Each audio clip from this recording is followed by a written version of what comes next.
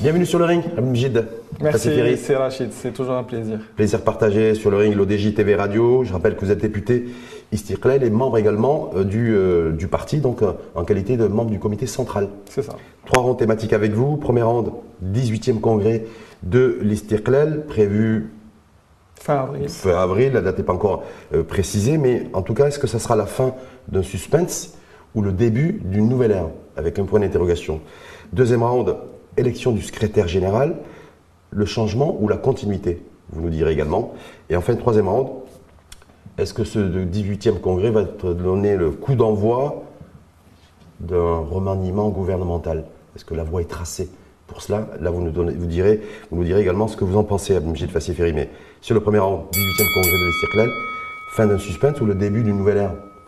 C'est normal qu'il y ait une attente par rapport à un congrès organisé de la part du plus vieux parti au Maroc, le parti de l'Istiqlal, donc c'est normal qu'il y ait des attentes. On a pris un peu de retard, c'est vrai. Un peu de retard, c'est quoi? Quand on a pris quasiment 2 ans de retard, c'est un peu ou c'est beaucoup de retard? Écoutez, 2 ans, il y a eu le Covid, ça c'est un élément qui a fait que les choses se sont faites de manière un peu plus lente. Il y a eu une crise avec les groupes parlementaires il y a une année, mais ça allait se faire il y a une année. Mais c'est ce problème qu'il y a eu avec les groupes parlementaires du parti qui a fait qu'on a tardé un an. C'est-à-dire les groupes parlementaires le groupe parlementaire du parti? Dans les 2 chambres. Maintenant, pour un parti qui a presque 100 ans, oui. 2 ans de retard, je dirais, c'est pas très grave. Bien sûr, il faut respecter les délais, oui. Mais si c'est pour garder une stabilité politique en interne, c'est pas très grave. Donc en fait, si j'ai bien compris, ce congrès, ce 18e congrès aurait dû se tenir en 2023 ou en 2022? Il allait se tenir il y a 1 an. En 2023. Ouais. Donc là, ça a été repoussé. Ça a été beaucoup attendaient. Parce qu'il y a eu une petite crise avec les groupes parlementaires du parti qui a fait qu'on a plus attendu pour l'organiser en avril. Est-ce que j'ai envie de dire, vous avez pris votre temps pour régler cette crise? C'est-à-dire pour un parti en plus qui gère les affaires du pays, on est bien d'accord? Je rappelle que vous avez 4 ministres ou gouvernements. En même temps, vous dites voilà, nous on a pris quasiment plus d'1 an pour gérer une crise interne. On prend le temps nécessaire pour faire en sorte que le parti reste stable et reste capable justement d'apporter une valeur ajoutée, notamment au gouvernement. Et tout ça, il aura fallu plus de 14-15 mois pour ça. Encore une fois, pour un parti centenaire qui a vécu déjà des crises auparavant, je vous rappelle la crise de 59 qui a vu la scission du parti et la création de l'UNFP, qui était une réelle crise, et le parti s'en est toujours sorti et est resté solide. Donc là, c'est une petite crise qui est maintenant derrière nous. C'est-à-dire que la petite crise est derrière nous, c'est-à-dire on disait grosso modo, il y avait 2 clans, un clan qui est proche du secrétaire général Nizar Baraka et un autre clan qui est beaucoup plus proche de l'entourage du président de la 2e chambre du Parlement. C'est comme ça que les choses étaient présentées, en tout cas de l'extérieur, c'est l'image véhiculée. Je ne crois pas qu'il y ait 2 clans. Non. La crise, par exemple, qu'il y a eu avec les groupes parlementaires, c'était une décision du comité exécutif avec son secrétaire général qui n'a pas plu au groupe parlementaire. Et c'est ce qui a fait que ça a ralenti un peu les choses. Groupe parlementaire qui avait des revendications à cette époque-là? Des revendications tout à fait logiques et normales. Juste pour replacer les choses dans leur contexte et pour que nos téléspectateurs puissent savoir de quoi il s'agit, le comité exécutif était parti en conclave en août dernier pour réfléchir un peu sur les différents amendements qu'ils pouvaient apporter au règlement intérieur. Et parmi ces modifications, il proposait que les députés, qui sont de fait membres du Conseil national du parti, ne le soient plus et se présentent comme les autres membres du parti pour être élus membres du Conseil national. Ce qui est, à mon sens, une hérésie. Certains le voient comme une logique démocratique. Ça n'est pas une logique démocratique. Mais certains le voient comme une logique démocratique, y compris au sein du parti. Je vais vous expliquer. Vous savez, en France, il y a ce qu'on appelle le petit déjeuner du président de la République. C'est quoi? Le président de la République prend un petit déjeuner avec son groupe parlementaire toutes les semaines. Ça montre l'importance des députés. Nous, les députés, nous représentons le parti au Parlement. Nous votons les lois, les différentes mesures en fonction des consignes du parti que nous représentons. Donc il est tout à fait normal et logique que nous soyons membres du Conseil national pour que nous puissions être dans les réunions du Conseil national qui vont prendre ces décisions que nous allons voter au Parlement. Vous arrivez à concevoir aussi qu'il faut dégraisser aussi le nombre de membres au Conseil national, je crois que le nombre de ces 1200 personnes qui 1400 aujourd'hui. 1400, c'est énorme. Oui, c'est quoi, est-ce que, très honnêtement, Abhijit Fassiferi, est-ce qu'un parti moderne aujourd'hui, même s'il est historique, qu'il est ancien, mais il peut aussi se moderniser, est-ce qu'il est logique d'avoir autant de congressistes, de membres au Conseil national? Mais justement, c'est dans les objectifs aujourd'hui de réduire le nombre de membres du Conseil national qui était que de 900 juste avant l'ancien congrès. Donc ça, c'est une parenthèse. C'est une parenthèse et donc nous allons vers cet objectif encore une fois. Mais ça n'est pas une donne qu'on a depuis longtemps. En tout cas, là-dessus, c'est tranché aujourd'hui. Oui, je pense que tout le monde est d'accord. Il y a une unanimité. Il y a une unanimité pour qu'il y ait une réduction du nombre de membres du Conseil national. Mais une réduction qui soit tolérable. En tout cas, donc le congrès, le 18e congrès de l'Istiqlal, va se tenir fin avril. Ce qui n'est pas tranché, est-ce que c'est le week-end du 19-20 ou du 26-27? C'est plutôt le 26-27 fin avril. Ça dépend, c'est pas encore tranché. Donc, et c'est le comité préparatoire qui va décider justement. Qui se réunit le 2 mars. Le 2 mars. Donc c'est là où la date sera tranchée. Elle sera fixée, oui. Est-ce qu'il faut s'attendre aussi à du renouveau au niveau de ce congrès, dans l'organisation? On a vu que le PAM vous a devancé, puisqu'ils ont organisé leur congrès bien avant vous, et ils ont respecté les délais. Ça ne vous gêne pas, ça? Que le PAM ait organisé son congrès dans les délais. Je vous ai dit encore une fois qu'il y avait des raisons objectives qui ont fait que nous avons tardé un peu. Mais aujourd'hui, nous sommes sur le bon chemin pour organiser le congrès. Et juste pour vous dire, le parti a deux rôles en fait. Le premier rôle, c'est un rôle, le rôle d'organiser, si vous voulez, la diversité de la volonté populaire. C'est de faire vivre la démocratie, c'est de faire vivre le débat d'idées, c'est de questionner les lois actuelles, de penser leur évolution, de penser la société. Ça, c'est un premier rôle. Écouter aussi les besoins des populations et les transformer en propositions concrètes. Ça, c'est un premier rôle du parti politique. Le deuxième rôle, c'est d'organiser la sélection des candidats aux différentes élections. Alors, par rapport à ce premier rôle, je pense que le parti a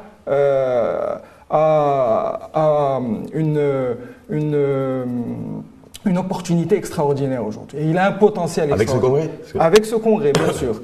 Parce que le parti est très bien organisé, il faut le savoir. C'est l'un des partis les mieux organisés au Maroc. D'accord. D'ailleurs, nous constatons que beaucoup de partis essaient de calquer leur structure et leur organisation sur celle du parti de l'Istiqlal. Juste pour vous rappeler, nous avons à peu près, au-delà des structures classiques de la jeunesse, de la femme, nous avons 24 alliances professionnelles. L'alliance des avocats, des médecins, des pharmaciens, des journalistes, des sportifs, des topographes, etc. Donc, nous avons aussi des syndicats. Le syndicat classique qui est connu, c'est l'UGTM, mais nous avons aussi le syndicat des étudiants, le syndicat des agriculteurs, l'UGEP qui est la CGM du parti. Donc nous sommes très bien structurés. Très bien structurés, mais on ne vous entend pas aussi. Cette structure-là, est-ce qu'elle est audible dans le débat public? C'est pour ça que parmi les choses à faire pour le prochain congrès, c'est renouveler toutes ces structures aussi, parce qu'elles ont vécu une sorte de paralysie ces 2 dernières années. Renouvellement d'idées ou renouvellement de personnes? Renouvellement de personnes et bien sûr par voie de conséquence d'idées. Et donc il faut un renouvellement des élites, un rajeunissement et puis qu'il y ait des critères spécifiques sur la sélection de ces gens. Proximité avec le terrain, c'est très important, mais aussi effectivement et bien entendu l'intégrité et la compétence. Donc nouvelle ère, ça veut dire plus de proximité du parti de l'Istiqlal avec les citoyennes et les citoyens? Ce sont juste des critères essentiels qu'il faut prendre en compte. La proximité et la compétence. Parce que la compétence sans proximité, il n'y a pas de résultat. Il faut les deux. Et l'intégrité, bien entendu, qui rassemble tout ça. Certains considèrent, mais quand est-ce que l'Istiqlal va se poser, en tout cas pour changer de nom? Parce que l'indépendance du pays, elle a plus de 70 ans, et que c'est un parti qui se revendique encore Istiqlal, donc indépendance. Est-ce qu'il y a besoin aussi de rafraîchir un petit peu le nom du parti? Nouvelle ère, 21e siècle aujourd'hui, on est orienté sur 2020, 2030, 2040? Je ne pense pas. Non. Toutes les mesures et tout ce sur quoi nous travaillons visent à l'indépendance du citoyen. Pour qu'il trouve du travail, pour qu'il ait une autonomie, une indépendance. Pour qu'il étudie, qu'il ait des diplômes, pour avoir une indépendance académique et intellectuelle. Donc c'est l'indépendance l'indépendance alimentaire, la souveraineté, c'est l'indépendance. Donc au contraire, je trouve que le nom d'Istiqlal n'a jamais été aussi d'actualité, autant d'actualité qu'aujourd'hui. Et je rajoute d'ailleurs qu'il y a encore les villes de Ceuta et Melilla qui sont encore sous protectorat espagnol. Et donc l'indépendance n'est pas complètement aboutie au Maroc. Donc le nom a toute cette indépendance, donc, en fait, elle est beaucoup plus élargie qu'il y a 70 ans. Oui, en 70, c'était l'indépendance du pays. Et aujourd'hui, cette indépendance, elle est beaucoup plus large. On évolue avec son temps. Deuxième round, élection donc, du secrétaire général, parce qu'il y aura un secrétaire général qui sera élu. On est bien d'accord? Oui, bien sûr. Le changement ou la continuité? Avec un point d'interrogation. Gilles Fassiferry. On verra qui va se présenter. Aujourd'hui, il n'y a encore aucun candidat. Oui. Ben, il n'y a pas de date en fait, de déclaration de candidature qui a été définie pour l'instant, à ma connaissance. C'est ce qui va être fait le 2 mars. Mais ça veut dire quoi? Ça veut dire que c'est un copier-coller de ce qui se passe traditionnellement au niveau de l'Istiklal, d'ailleurs, et ce qui s'est passé récemment au niveau du PAM, c'est-à-dire aucune déclaration de candidature jusqu'à l'ouverture du Congrès.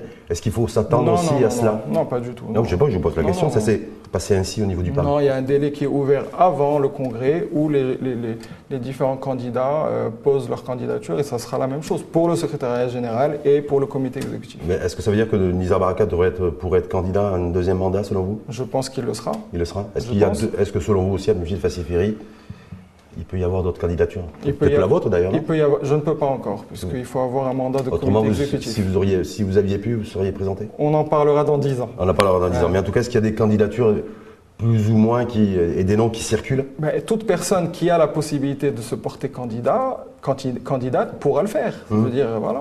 En tout cas, vous êtes pour. C'est ouvert à tout le monde. Vous êtes pour le fait que Nizar Baraka reconduise et soit reconduit pour un deuxième mandat et fasse acte de candidature? Oui, je pense que oui. Il a montré qu'en termes de résultats, le parti avait eu de bons résultats aux élections dernières. On a fait un saut qualitatif et quantitatif réel. Vous n'êtes pas arrivé premier? Non, on n'est pas arrivé premier, mais on est passé de 46 à 82.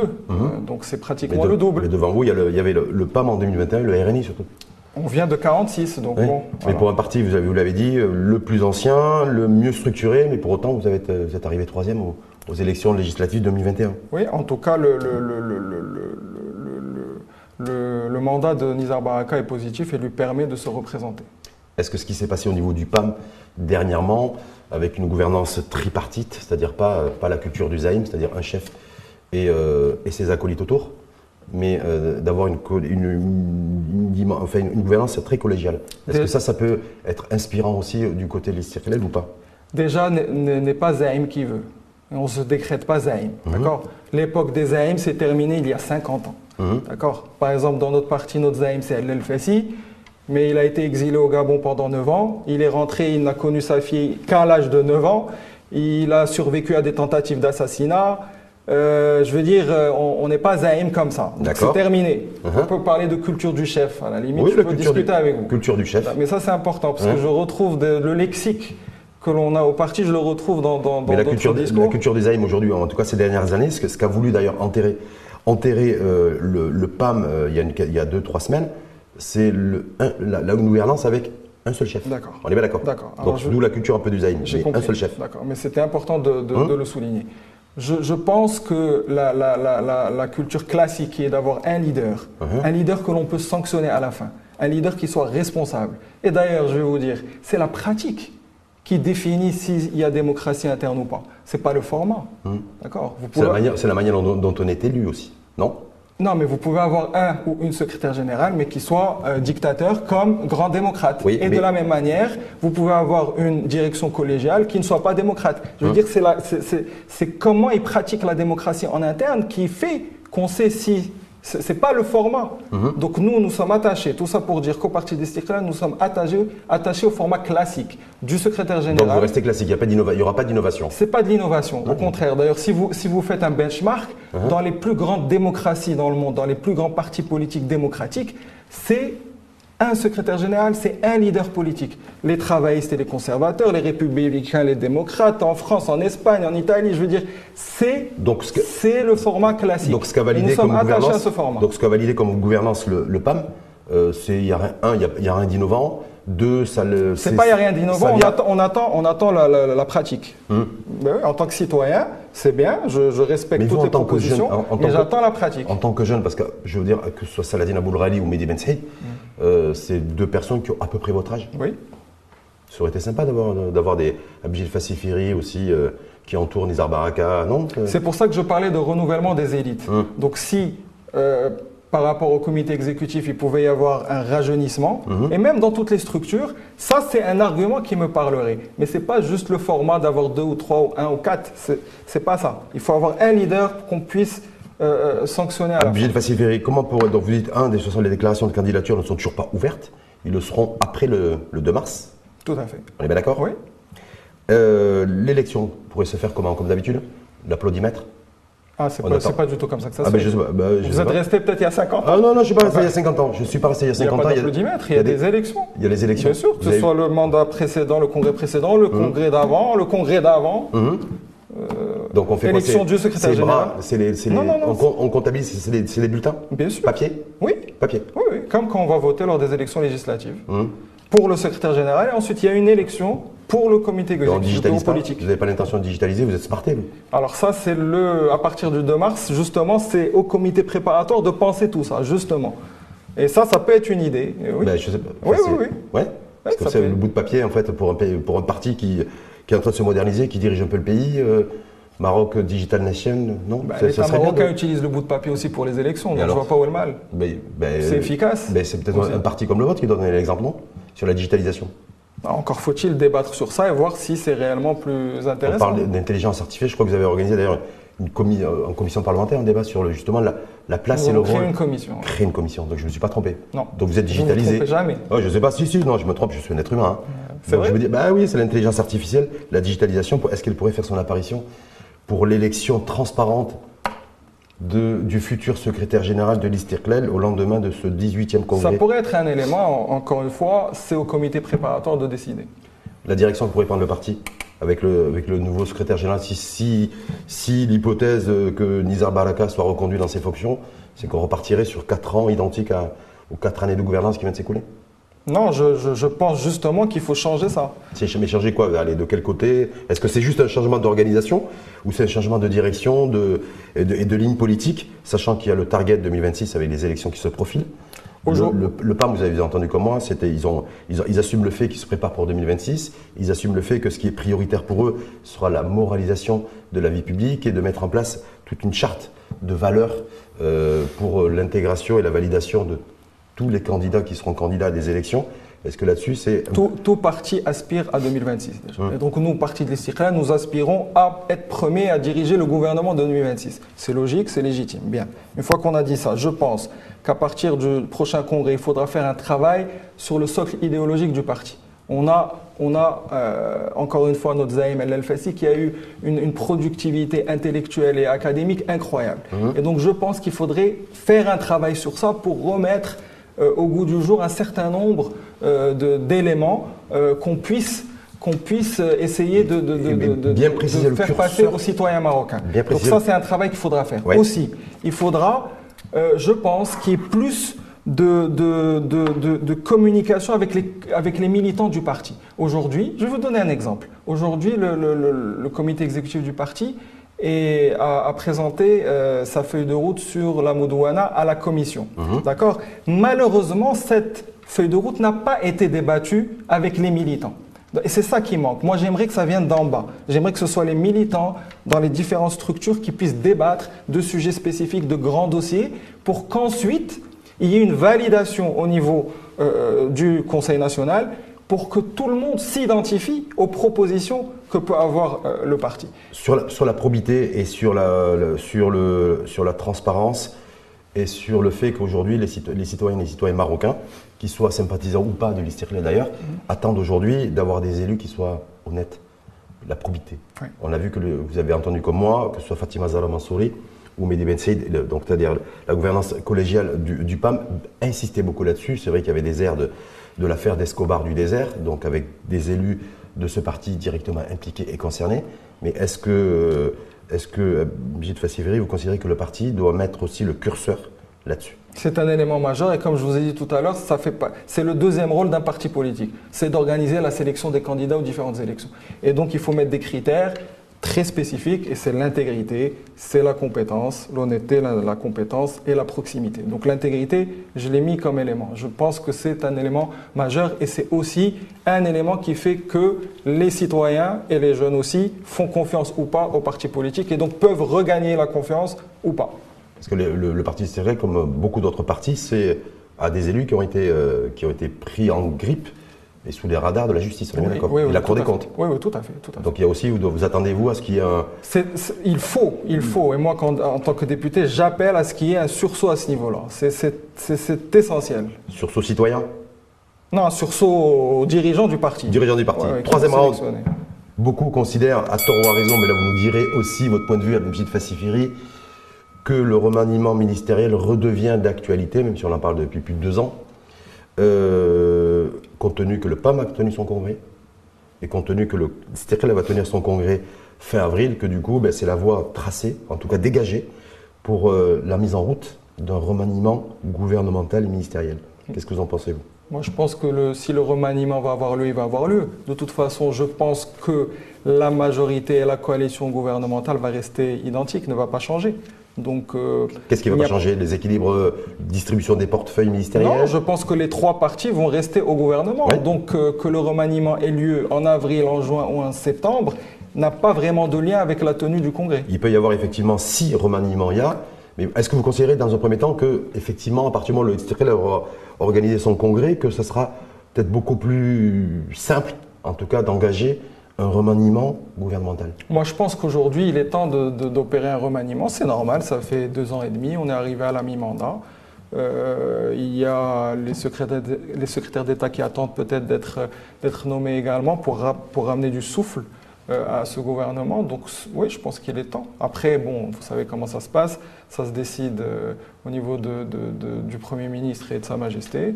Et donc, mais je pense que le moment est arrivé. En tout cas, effectivement, si les 3 partis qui constituent la coalition gouvernementale depuis octobre 2021 seraient maintenus et seront maintenus dans la perspective d'un remaniement, c'est peut-être pas forcément le cas des ministres qui sont aujourd'hui aux responsabilités, y compris les ministres istiqlaliens. Il se pourrait, je rappelle qu'il y a 4 ministres istiqlaliens dans ce gouvernement composé et constitué de 19 ministres.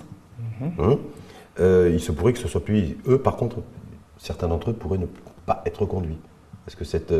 Ils pourraient au même titre que d'autres ministres. Maintenant, je parle pour l'Istiqlal en tout cas. Oui. Est-ce que Riyad Mezoul au commerce et à l'industrie, Awatif Hayat, ministre du développement social et de la famille, c'est Mohamed Abjli en charge du transport, et bon, Nizar Baraka, secrétaire général en charge de l'équipement et de l'eau. En tout cas, je saisis cette occasion. Et le président de la 2e chambre. Je saisis cette occasion pour... Non, le président de la 2e chambre, c'est en octobre. Parce que la mi-mandat est à 3 ans donc, et pas 2 ans et demi. Il ne sera pas en ballottage. Parce qu'ils ont un mandat de 6 ans. D'accord. Voilà. Donc, je saisis cette occasion pour vraiment mettre en avant tout le travail qui a été fait par nos ministres. Un travail exceptionnel. Je trouve qu'ils sont... Oui. Peut-être qu'ils sont moins en termes de nombre que les autres, mais en termes qualitatifs, ils font un excellent travail et ils t'icharfou b'l-hizb. Donc vous souhaitez que si remaniement gouvernemental il y a après, à la suite de ce 18e congrès du parti, que ces ministres istiqlaliens qui font partie de ce gouvernement soient maintenus? Je pense en tout cas Vous allez militer pour ça en tout cas? Je pense en tout cas qu'ils ont un bilan positif à la tête de leur portefeuille. En tout cas, le clan, même si vous n'aimez pas ce terme-là, ceux qui étaient en friction, où il y avait des tensions avec l'entourage de Nizar Baraka, considéraient se montrer très critiques sur la nomination de certains ministres qui font partie de ce ministres istiqlaliens qui font partie de ce gouvernement, en disant qu'ils n'avaient pas forcément de légitimité. Et que voilà. Donc est-ce que du coup, est-ce qu'il pourrait y avoir aussi, que ça puisse donner lieu à des prises de bec, à des négociations aussi, internes au parti, sur d'éventuelles nominations d'autres personnes à la tête d'autres départements ministériels istiqlaliens? Ces critiques, elles étaient mises en avant au début.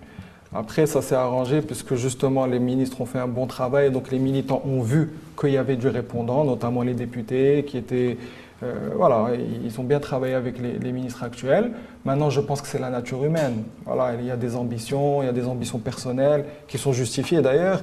Et donc, c'est normal que quand il y a une échéance, quand il y a une nomination, un remaniement, eh bien, il y a des ambitions qui se montrent et ça peut créer des petits conflits. Et justement, le secrétaire général, c'est ça son rôle, c'est justement d'essayer de rassembler. De rassembler, oui. Autre critique aussi, qui pourrait refaire son apparition d'ailleurs, peut-être éventuellement, c'est de considérer que Nizar Baraka n'avait pas forcément très bien négocié avec Aïssa Khnouch et Abti Fouabi à l'époque sur la distribution des portefeuilles ministériels, considérant que le secrétaire général, d'ailleurs en l'occurrence Nizar Baraka, n'avait à l'époque, on lui avait octroyé que le ministère de l'équipement et de l'eau, et que l'Istiqlal fondamentalement n'avait pu négocier que 4 portefeuilles ministériels et la présidence de la 2e chambre. Donc ça aussi, ça avait été les critiques émanant de l'entourage du président de la deuxième chambre du Parlement, qui lui aussi Istiqlali. Est-ce que là, du coup, ben, voilà, il pourrait y avoir aussi de nouvelles tensions, en tout cas, à ce niveau-là, demandant au secrétaire général d'être beaucoup plus performant dans la négo? Je souligne au passage que le ministère de l'Équipement et de l'Eau s'est retrouvé comme étant le portefeuille, je pense, le plus important. Mais ça, c'est le temps ensuite qui a fait ça. C'est vous qui le dites.